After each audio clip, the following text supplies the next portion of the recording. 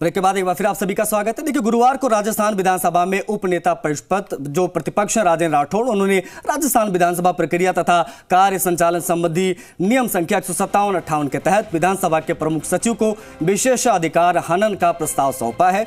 राठौड़ ने यह प्रस्ताव संयम लोढ़ा के खिलाफ दिया है। इसके साथ ही बीजेपी विधायक वासुदेव देवनानी ने रामलाल जाट के विरुद्ध, अनिता बघेल ने महेंद्र चौधरी के विरुद्ध, इन नेताओं ने जो है इस तरीके से विशेषाधिकार हनन का प्रस्ताव यहां पर दिया है। हालांकि अब इस पर प्रतिक्रियाएं आ गई है। विष्णु शर्मा हमारे सहयोगी जो है इस पर ज्यादा जानकारी के साथ सीधा लाइव कनेक्ट हो गए, उनसे बातचीत करने की कोशिश करते हैं। विष्णु, अब विशेषाधिकार हनन का नोटिस दिया गया, प्रस्ताव दिया, प्रतिक्रियाएं अब इस पर आने लगी हैं, किस तरीके से अब ये चीजें आगे बढ़ेंगी? विष्णु। बिल्कुल, अभी नोटिस दिया गया है विशेषाधिकार हनन का, और इसके बाद अब विधानसभा अध्यक्ष को तय करना है कि इस मामले में बहस करवाई जाए या समिति को सौंप दिया जाए। लेकिन फिलहाल ये मामला सौंप दिया गया है। इससे पहले आप दर्शकों को बता दें कि संयम लोढ़ा है जो निर्दलीय विधायक और सीएम सलाहकार है, उन्होंने मुख्यमंत्री उपनेता प्रतिपक्ष राजेंद्र राठौड़ के खिलाफ विशेषाधिकार का मामला दिया था, जिसे बहस के लिए इन्होंने स्वीकार कर लिया था और उससे बहस हुई। और अब इसके काउंटर में यहाँ दिया है जो नेता प्रतिपक्ष है वो उपनेता प्रतिपक्ष, उन्होंने ये मामला यहाँ पर नोटिस के जरिए जो विधानसभा के प्रमुख सचिव है उनको सौंपा है। वहीं दूसरी ओर सत्ता पक्ष का कहना है कि बीजेपी के पास कोई मुद्दे नहीं है, वो केवल मुद्दों से ध्यान भटकाना चाहते हैं। जो कांग्रेस प्रदेश अध्यक्ष है गोविंद सिंह डोटासरा, वो यहाँ कह के गए हैं कि उन्होंने कहा कि अब पूरा मामला समाप्त हो चुका है, केवल लकीर पीटने जैसा है, सांप के निकलने के बाद जो लकीर पीटी जाती है उसको लेकर है। और ये अब इस मामले में कुछ नहीं दे रहा, केवल बहस करने के बजाय या सदन में मुद्दों पर या बजट पर, आने वाले बजट को लेकर चर्चा के बजाय यहाँ विपक्ष है वो ध्यान भटकाने का काम कर रहा है, और इसी को लेकर यहाँ पर ये प्रस्ताव लाया गया है। और दूसरी ओर सत्ता पक्ष का कहना है कि चूंकि विधायक ने अपने मर्जी से इस्तीफे दिए नहीं, ये यहाँ विधानसभा का जो जवाब दिया गया है हाईकोर्ट में उसको लेकर, तो ऐसे में उन पर दबाव किसने बनाया, वो दबाव क्या था, उस दबाव को लेकर ही दिया गया। इसको लेकर यहाँ विशेषाधिकार का हनन का मामला दिया गया है। मेरे साथ मेरे सहयोगी, वरिष्ठ सहयोगी हैं शशि मोहन, उनसे पूरा मामला जानने की कोशिश करते हैं। शशि, ये बताएं कि विशेषाधिकार का हनन अब बीजेपी ने रखा है, पहले कांग्रेस की तरफ से संयम लोढ़ा ला चुके निर्दलीय जो विधायक थे, सीएम सलाहकार है, क्या लगता है किस तरह से मामला बन रहा है? देखिए, आपको ध्यान होगा उस दिन भी नियमों का जिक्र आया था, तब राजेंद्र राठौड़ नियम पढ़ रहे थे, स्पीकर सीपी जोशी ने भी नियमों का हवाला दिया, लेकिन विधानसभा में विशेषाधिकार हनन के प्रस्ताव पर चर्चा नहीं हुई। केवल नोटिस जो सचिव को दिया गया था उसको एक्नॉलेज कराया गया, यानी विषय सदन के सामने लाया गया।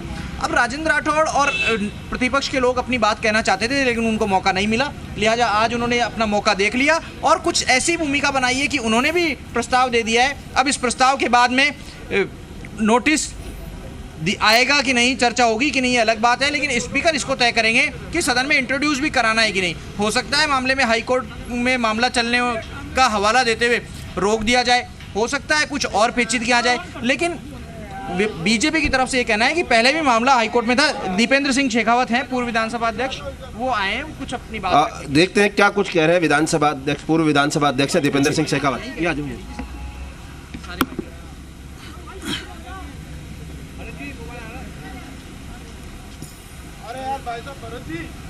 थोड़ा पीछे हो जाओ, पसंद थोड़ा पीछे हो जाओ।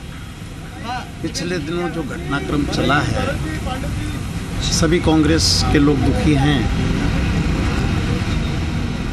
इस्तीफों के प्रकरण को लेकर विधायकों के, ये जो इस्तीफे हुए अब कहते हैं कि स्वेच्छा से नहीं हुए, स्वेच्छा से भी हुए ही हैं और नहीं भी हुए हैं, तो भी जो कुछ घटनाक्रम चला वो बड़ा दुर्भाग्यपूर्ण।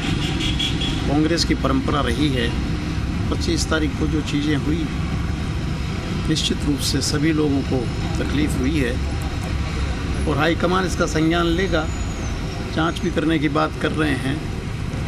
ऐसा मैंने कभी नहीं देखा पहले, 50 वर्षों से तो मैं भी थोड़ा सक्रिय हूँ, किस तरह की कोई घटना हुई हो। अब जो चैप्टर क्लोज हो गया उस पर चर्चा नहीं हो करके आगे की रणनीति बनानी चाहिए। सरकार कांग्रेस की दोबारा से आ सके, इस बात के लिए सभी प्रयासरत हैं, चाहे प्रदेश के नेता हों, चाहे देश के कांग्रेस के नेता। आज जिन परिस्थितियों में हम चल रहे हैं, निश्चित रूप से देश में बीजेपी का बहुत बड़ा षड्यंत्र सरकार को बदलने का है, लेकिन मुझे उम्मीद है कि वो कामयाब नहीं हो सकेगा। आज जिन परिस्थितियों में जिस तरह की चीज़ें उठ रही है बहुत दुर्भाग्यपूर्ण है। मैं निश्चित रूप से हाईकमान पर विश्वास रखता हूँ और कांग्रेस के प्रदेश के बड़े नेताओं पर भी मुझे भरोसा है कि वो सारी स्थितियों को देख करके आगे कदम बढ़ाएंगे। आप तो खुद विधानसभा अध्यक्ष रहे हैं, ऐसे ठीक है विष्णु, जाहिर तौर पर। और देखिए अब ये मामला लगातार धीरे धीरे करके जो है हम देख रहे हैं कि तूल पकड़ता जा रहा है, क्योंकि 25 सितंबर की ये बात जो है उसको इतना लंबा खींचा गया और लगातार जो है इस पर बयानबाजियों का दौर जारी। फिलहाल बहुत शुक्रिया आपका जुड़ने के लिए, तमाम बातचीत के लिए, तमाम अपडेट्स के लिए, क्योंकि अब बड़ी चीज़ ये है कि